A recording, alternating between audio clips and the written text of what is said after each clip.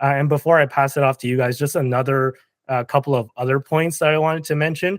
This isn't related to her like DEI policy, but I think it's important that we bring it up, right? So just earlier today, she mentioned once again that she has had a plan to lower grocery costs in her economic policy agenda, which includes a proposed federal law against price gouging at grocery stores and food suppliers. So, in other words, this is her like price control thing all over again, right? So, tackling price gouging is kind of just a dog whistle for setting price controls. I'm not sure if you guys would disagree with me on that front, but it, if to for the laws to tackle price gouging, there's already laws in America to tackle price gouging, right? So, let's say if there's a hurricane and then there's no more bottled water or there's no more food, and there's somebody that just went out to the store and bought all the bottled water before the hurricane came and try to jack the price up and sell them. There's already laws that are prohibitive against things like that. So there's no need for like more price gouging grocery laws. And in my opinion, this is just, again, as I said, a dog whistle for implementing price controls. Right? She's just gonna by tackling price gouging, she just means, oh, I'm gonna come in and set a price cap and say you can't charge more than $3 for a loaf of bread, or $3 for a dozen eggs, or something like that. So maybe you guys disagree, but this is just my opinion.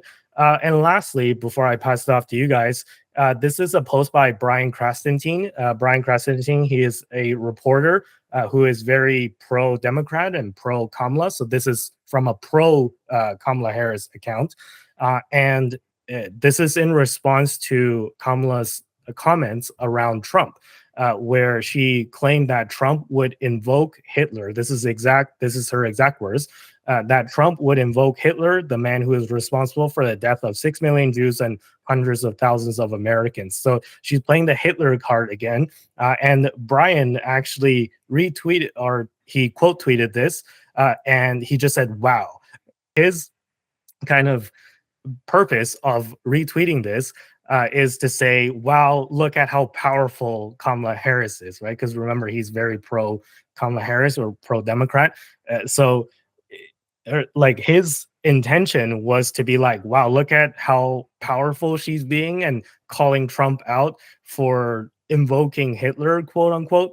But I don't think this is really landing the way that he's intending it to land, or this is not landing the way that Kamala Harris is intending it to land, because in my opinion, people are quite sick of hearing the Hitler comparisons, right? And at this point, the independents are not going to be swayed by the Democrats calling Trump Hitler, because like they've used that card 1,000 times. And the people who actually believe he's invoking Hitler, they're probably going to be anti-Trump no matter what, and they were going to vote for Kamala anyways, right? But again, this is just my opinion.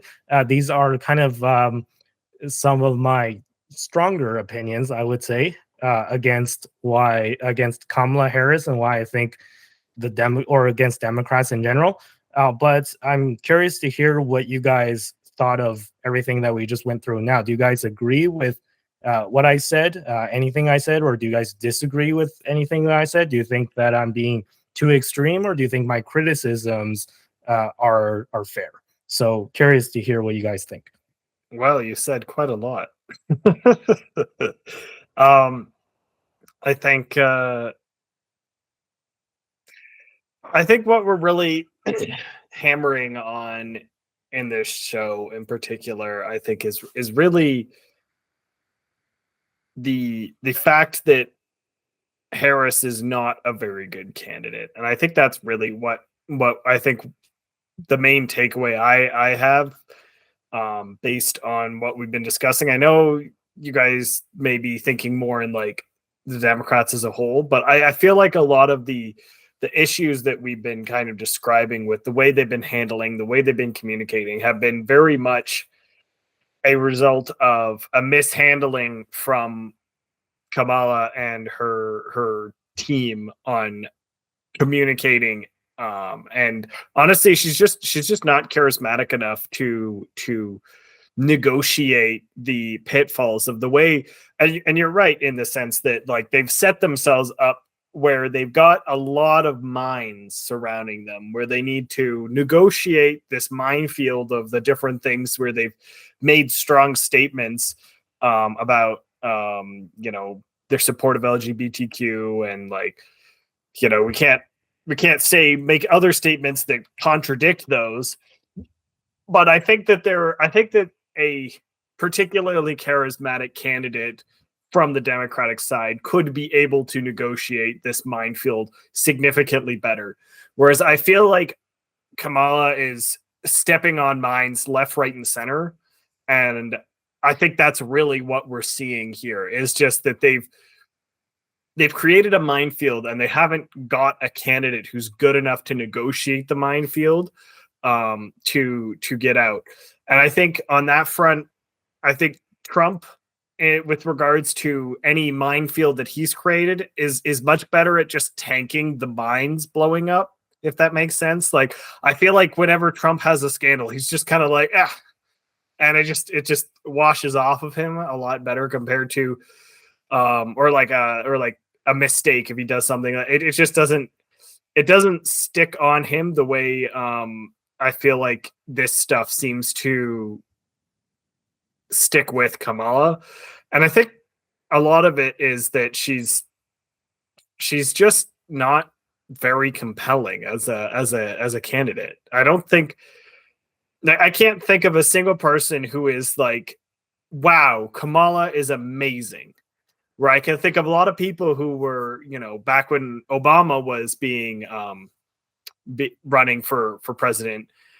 I could think of a lot of people who were like, wow, like Obama is amazing. Like he's so, and he's so charismatic. He's got all this, like, he speaks so well. He's so quick on his feet. Kamala is not that. She's not able to keep up. And so because of that, and I think I don't know if if we looked at the clip, but Andy, I remember you sending that one clip of I think it was you of Kamala's reaction to someone yelling something about like God in one of her rallies, and her being like, you're at the wrong rally and stuff.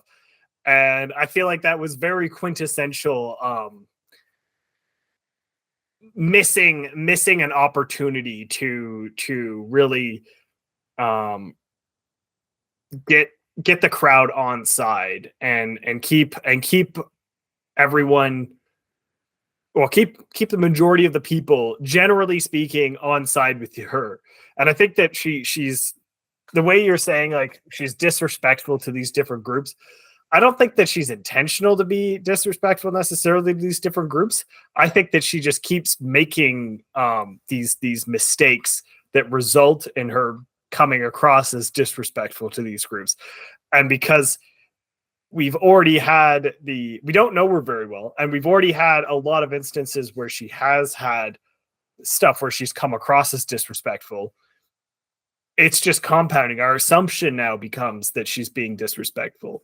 So I think they've just really missed the boat on their candidate for this election. I think Kamala is just she's not sufficiently compelling to convince a lot of the swing voters the way that the Democrats really need their candidate to be. Yeah, and totally agree. And just to add to that, the Christians clip, I believe. So I watched the clip, and I was the one that shared it with you. So just for our audience members who might not know what we are talking about, I'll just describe the clip because it's pretty short. Basically, she was at a rally and somebody yelled something to the tune of Jesus is Lord or Christ is King. I'm not sure exactly what was said, but it's like a pro-Christian chant. And then I think she was maybe talking about abortion or something that the Christians don't like. And then she heard that. And then she was like, hey, you guys are at the wrong rally. Go to the rally that's down the street. And that one is much smaller. So right over I know like she's pro-abortion and all that stuff, but she didn't have to say it that way, like you said, right? It's just the way that she made it seem like, whether it's intentional or not, it came off as extremely rude. And America is a majority Christian nation, right? So she's not doing herself any favors by pissing off Christians, even though she wants to seem like she's the pro-abortion candidate, whatever, right? There's nuance in that, and I just don't think she navigated it very well. So the post I made where I criticized Kamala for being disrespectful to all these groups, I'm not pulling this stuff out of nowhere, right? When I say she's disrespectful to Christians, to Black people, to Latinos, to white people, like all these different people and groups, I can name at least one example of every single one that I mentioned. So I didn't just make that stuff out of nowhere. And the disrespectful to Christian part, that was like the video that we are talking about right now. That was the kind of main driver on why I said that. But there's examples for the other groups as well. So that's what I have to say on that. Now, Sunil, do you want to add your comments to it?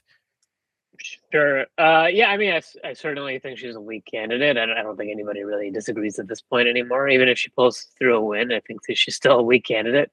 But I see this very much as DNC-driven policy. I mean, this is the Democratic Party under Biden, and it was the Democratic Party under the second term of Obama. And they're not really able to reinvent themselves in the post-Obama era. So they choose these lazy, patronizing identity politics.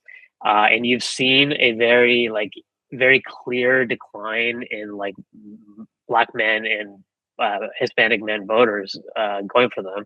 So I mean, I think there's like a few things to talk about here, but it's like, first of all, like nobody, like this has been an issue that people have kind of been talking about in terms of political punditry for about 10 years now, that there seems to be some disaffected Black voters in the Democratic Party, and they never really asked like why. Like, why are Black voters turning away from the Democratic Party? Like, it's not just because they love Trump. Maybe there's some things about Trump that they like, but when it comes down to it, I mean, the things that, from what I've heard, they feel like they're taken for granted. They feel like the Democratic policy towards them is actually very patronizing, and they don't actually have any policy that like attracts Black voters. The other thing I'll point out is that I find that a lot of the Democratic like talking points around identity politics and race politics is actually not like from the activists. It's not bottom up. It's not grassroots. It's actually very much top down. It comes from the academic world. So you have a lot of cultural Marxists that use these terms of oppressor, oppressed class, which is like the new proletariat bourgeoisie.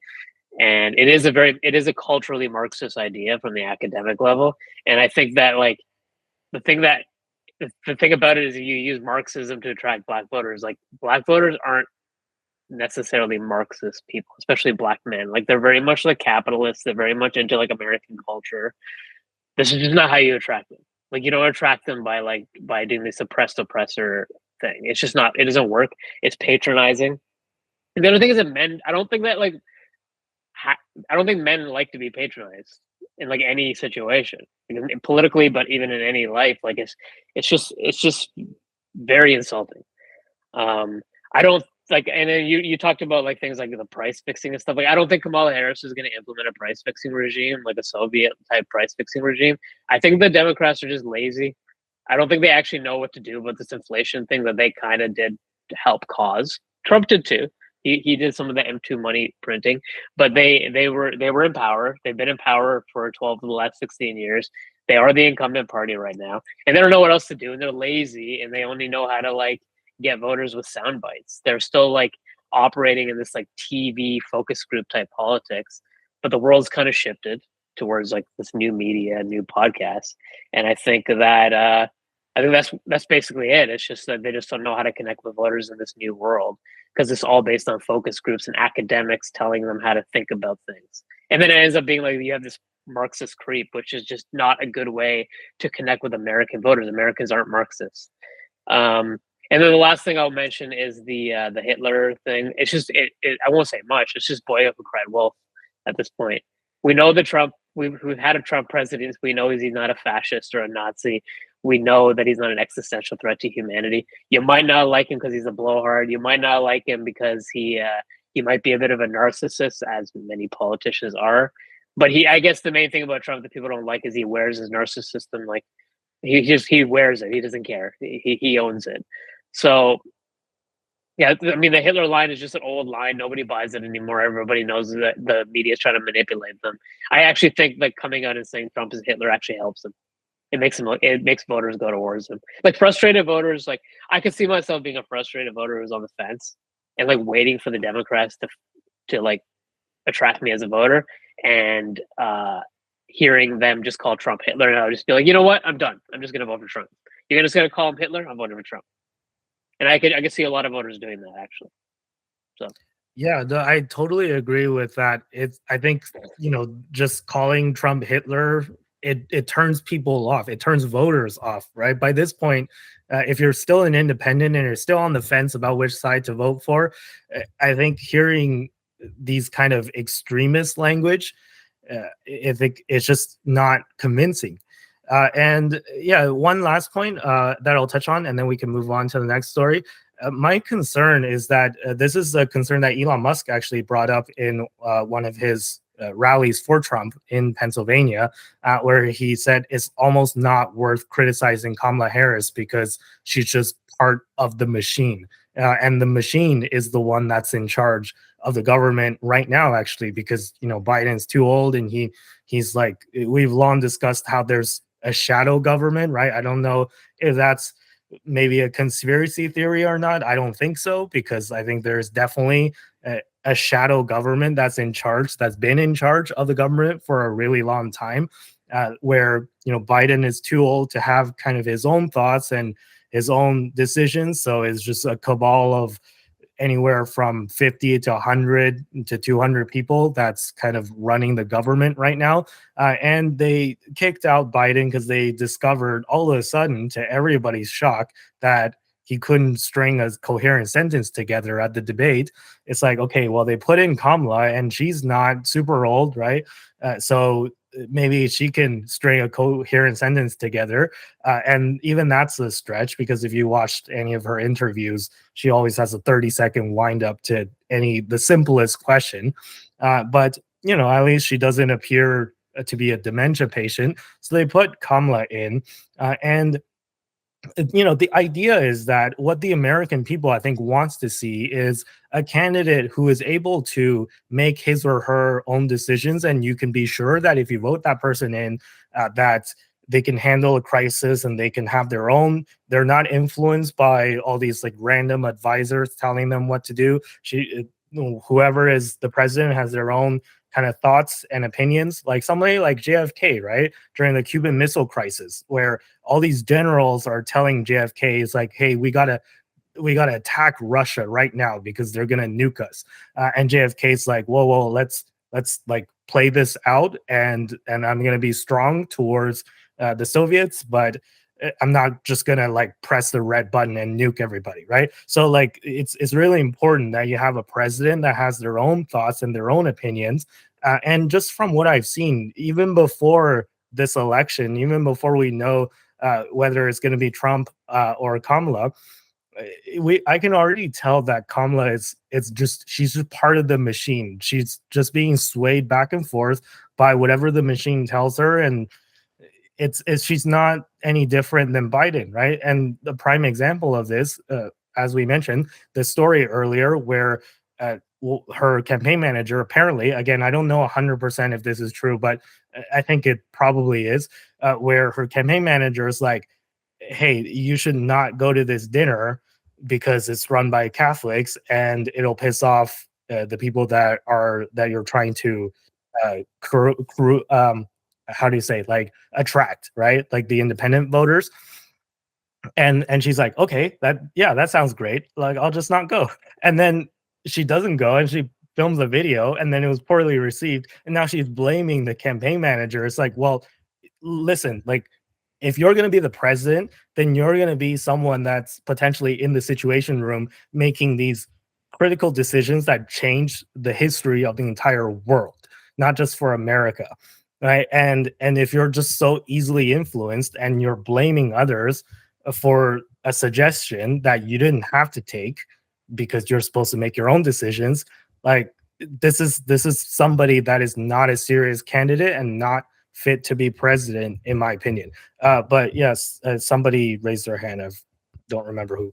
Yeah, that was me. I just and you just mentioned the Catholic dinner, the what was it called, Al Smith dinner or something? Yeah, they like Catholics are 23% of the United States population. First of all, I just googled it. It's a big block. First of all, it's also like very insulting to decide that like you, like they're just painting all Catholics in the same brush. Like it doesn't matter what your view is on this issue. Like I have my views, everybody else has their views. Catholics don't all think the same. They're actually like a very diverse group of people. There's Catholic Democrats, there's Catholic Republicans. Sure, maybe more of the like religiously maybe more of the religious Catholics might be leaning Republican, but like it's just so Biden, it's so insulting. Biden's a Democrat Catholic, isn't he? Yeah, he's a Catholic, and the Kennedys are all Catholics. So I mean, it's just very insulting. Like it's extremely insulting to just paint an entire race, a religious group with one brush and just say we can't have go to a Catholic dinner because like because of the abortion issue. Don't you want any of those 23% of the voters to vote for you? Like, are you going to show that much disrespect for a religious group? The majority of America are Christian. Just like you have to accept that. Maybe Kamala is not into that, but like she has to accept that if she wants to win the presidency. Yeah, and it's also like her solutions to, like, again, the Black men and the Latino men, like programs to help them specifically. It's just very surface level, in my opinion. It's like somebody probably handed her a report and be like, "Hey, you're not doing well among Black men and Latino men, so you should do something about it." And she's like, "Oh, I'm not doing well surrounding Black men. I'll just make an economic program that caters to Black men." It's like, oh, Latino men too? I'll make a program that's the exact copy and paste. Just take whatever I wrote for, and she probably didn't even write it, to be honest. So take whatever my staffers wrote for the program that helps Black men and copy and paste and find and replace Black with Latino. And there you go, right? It's a very surface level solution. And I just don't think that people are going to find it convincing or compelling, right? Again, it's patronizing and it's insulting in a lot of ways, in my opinion. But I'm not Black, I'm not Latino, and I'm not even American, so maybe it's not my place to speak. But that's just what my opinion is. So yeah, I've spoken a lot. Tristan, do you want to add your thoughts? If not, we can move on to the final part of the story if you have nothing else to add, but I'll give you an opportunity. Yeah, I'll add a couple things. I think one thing we should keep in mind is that it's pretty easy to criticize the current party that's in power, because obviously we can directly look at what they've been doing lately and be like, there's a lot of issues with what they've been doing, as well as look at their leader that they've chosen, where we've got a lot of clear issues with. So I think we have had a lot of negativity towards Harris and the Democrats this show. So I just want to mention that it's easy to throw stones. I'm sure some of these are, and I think that we're bringing up pretty reasonable points, but I think that it's also important to remember that it's not like the Republicans are saints either. They have their share of issues. It's just I think that right now we've got a lot of clear issues with the way the Democrats are proceeding with their campaign, particularly with their candidate, etc. And I think that there are fair criticisms that could be made against the Republicans as well. That if we really wanted to hash into those, but I think we've definitely got a bit of a bias going on for against Kamala's kind of the way that they've been doing politics the last while. And so I just kind of want to bring that up because I don't want to come across as completely echo chambered. We're all like, yes, Kamala is the worst, and we should all and the Democrats are the worst, and we should hate them. I think that what it really comes down to is that I think we really need to kind of realign the country in general to get everyone more on side and willing to work together, rather than kind of turning this more so into a battle between the Democrats and Republicans, even if there is kind of a battle between these two parties. But I think getting them more aligned together, and or at least more willing to discuss, because I think there's been a lot of animosity between them, particularly when you have leaders calling other leaders of their adversaries and comparing them to Hitler. Like, I think that's a clear sign of additional animosity. Yeah, that's kind of, I just wanted to talk about that a little bit. Yeah, no, I get what you're saying, and it's fair, but my maybe retort to that is that if you think that any of the things that I said were unfair, then let me know, right? Like, as you know, I have an open mind. Probably socially align more with the traditional Democrats, and still to this day, right? I'm socially more left leaning than a lot of other people in that claim to be Republicans, but I just think that the Democrats have strayed very far away from their original kind of progressive mission, and they're pushing a lot of stuff that I would consider not progressive at all. So that's where I'm trying to call them out for. It's constructive criticism, right? I'm pointing out the stuff that I think that they're doing wrong and they could be doing better. And at no point did I suggest that the Republicans are perfect and they're doing everything perfectly, or I never implied that Trump is perfect and Trump is doing everything perfectly, right? And at the end of the day, I strive to be fair. And I think that if I do say so myself, I've done a pretty good job at pointing out things that the Democrats are just, completely delusional on or off base on. And I think my criticisms are fair. And that's all I have to say. Somebody raised their hand. Yeah, maybe we should do like a show where we look at more crazy stuff the Republicans have said, because I feel like there's definitely some of that kicking around that I haven't necessarily cracked open that can of worms to go down that rabbit hole, but I feel like we've been really focused, especially the last few weeks, on calling out everything that the Democrats have done and the mistakes they've made across the board. And I feel like we should roast the Republicans a little bit too. Give them roast some marshmallows on them too.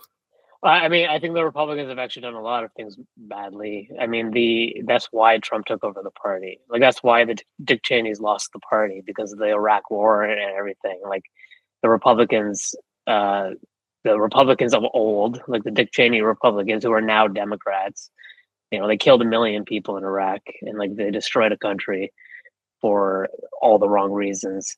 And the Republicans have there's plenty of blame to go towards the Republicans. The only thing that helps the Republicans right now is that Trump kicked out those Republicans. So I'll say that. The other thing is that the Democrats, for whatever reason, throughout most of my political life, especially under Obama, Obama was almost perceived as a uniter.